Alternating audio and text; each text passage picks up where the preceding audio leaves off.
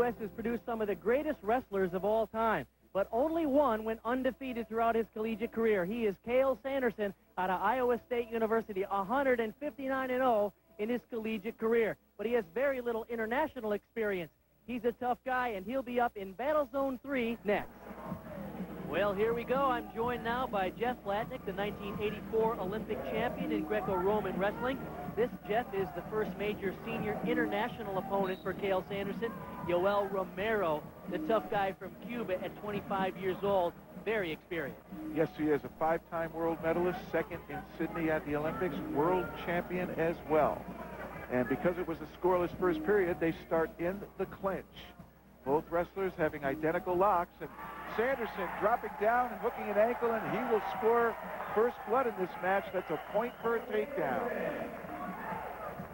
And you can see how quickly he changes levels, and that is really a Cael Sanderson trademark, the ability to get low and secure the opponent's ankle, leading to a takedown.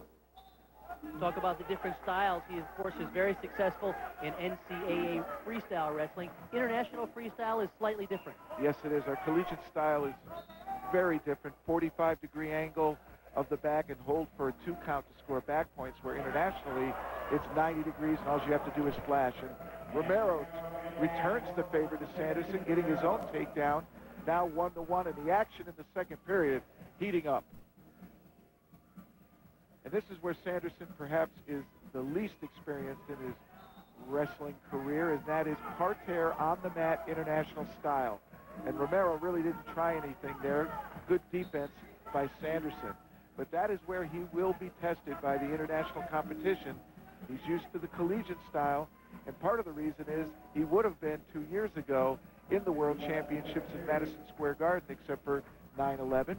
He then wanted to finish his career, and then last year he was on the world team, but they were scheduled to go to Tehran, Iran. And the State Department said there was a directed threat at the U.S. team, and the U.S. team did not travel. Talk about what makes him such a top opponent. He is a big guy at 185, but he has mobility. Of course, so does Romero. Yes, he does. And Sanderson's style is built on feel. He feels the opponent pushing into him. He likes to hang on his opponent's head. And amazingly, he gets a lot of pressure down on the opponent's head, forcing the opponent's foot to post. In other words, the weight's put on it, the opponent can't lift it, and like that, he gets in nice and low and is able to secure the ankle. And that's the second takedown now for Sanderson, and he's up 2-1. Good point there, because if he can get to 3, the match can end in regulation.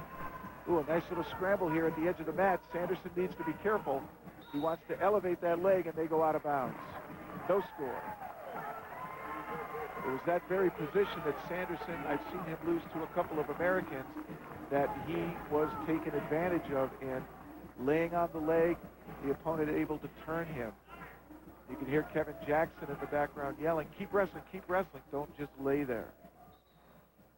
Quite a wrestling family, coached throughout high school by his father, Steve Sanderson, and his brothers Cody and Cole also wrestled at Iowa State.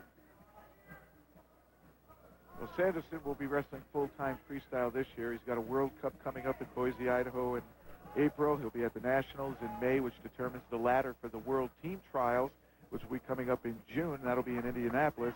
And, of course, the World Championships for freestyle this year, Madison Square Garden, New York City, in September 12th through 14th. And Sanderson, if he can win that, he will be a household name in the United States. He was a finalist for the Sullivan Award this year. That's right, and he's already appeared on the Wheaties box for his NCAA collegiate success.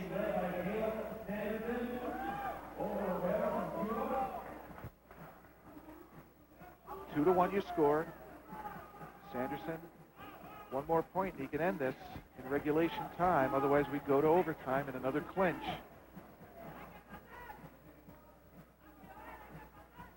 And Romero knows that. That's the benefit of experience. You know, it might be that Sanderson thinks that he has to win it in regulation.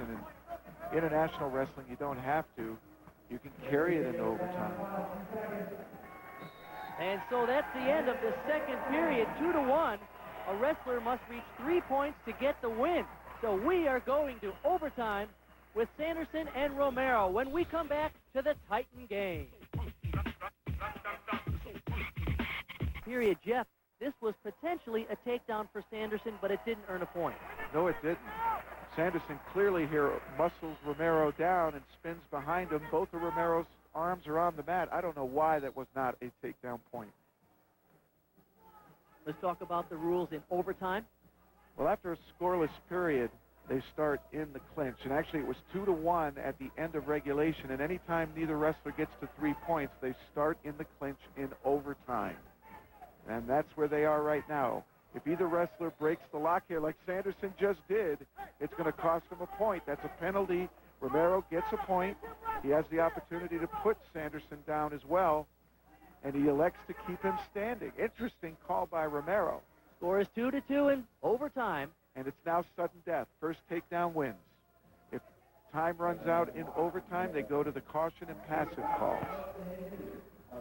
Conditioning becomes a factor at this point? Absolutely. The backs are burning right now. This is great experience for Sanderson. He's only going to continue to get better. And to meet Romero in this kind of a competition is great preparation for world championships and Olympic Games. And you see the speed of Romero. Very good with his attacks. Good counters. Talk about two guys 185 pounds, and yet they have the mobility of some of the smaller wrestlers. Oh, they're very cat-like, no doubt. Sanderson will have a run of experience, a World Cup coming up, our Nationals, and, of course, the World Team Trials, where who represents the United States in the World Championships in Madison Square Garden in September will occur. And Romero in nicely there. Oh, beautiful double leg. That's a takedown, and that's going to end the bout. Sanderson will lose. That will be it.